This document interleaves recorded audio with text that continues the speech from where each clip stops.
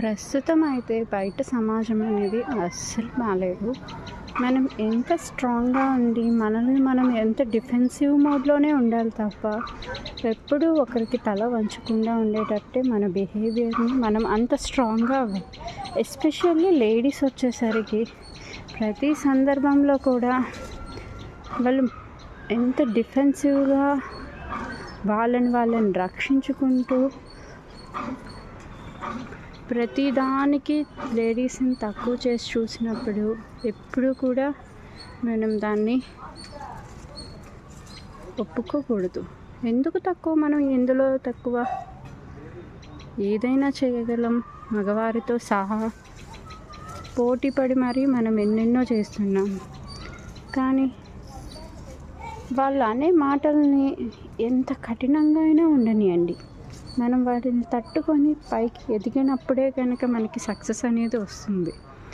ఎప్పుడు కూడా అవతల వాళ్ళ కోసం వాళ్ళు ఇది అనుకుంటారు అని చెప్పేసి మనం వాళ్ళకి తగ్గట్టుగా ఉండకూడదు. మనకేం కావాలి, మనకేం నచ్చుతుంది, మనకి ఏం చేస్తే అది మనకి మేలు చేస్తుంది, దాని మీదే మన దృష్టి మొత్తం కేంద్రీకరించి మన పని ఏంటి, ఆ పనిని ఎంత త్వరగా మనం ఈ టాస్క్ని కంప్లీట్ చేయగలము, అంత ఎఫిషియెంట్గా మనం పని చేయగలము. పని చేయాలి, చేసి చూపించాలి. పని రాదు అని చెప్పి వెనకుండిపోకూడదు. పని నేర్చుకోవాలి, చేయాలి. మాట అంటే ఊరుకోకూడదు. అది ఎవరైనా సరే, సీఎం అయినా, పిఎం అయినా, కలెక్టర్ ఎవడైనా కానివ్వండి, పని చేసిన వాళ్ళకు ఉన్నంత ధైర్యం చేయని వాళ్ళకి ఎందుకు ఉంటుందండి? చేయని వాళ్ళు ఈజీగా తప్పించుకుంటుంటారు. మరి పని చేసి ఎంత ధైర్యంగా ఉండాలి మనం ఈ సమాజంలో బ్రతకాలి అంటే? ఇంట్లో కూర్చొని ఇంటి పని చేసుకుంటున్నారు బయటికి రాని వాళ్ళకైతే ఇవన్నీ అవసరం లేదు. బట్ వన్స్ ఒక వర్కింగ్ లేడీ వచ్చేసరికి బయటికి వచ్చినప్పుడు తను ఎన్నో ఎదుర్కోవాల్సి వస్తుంది.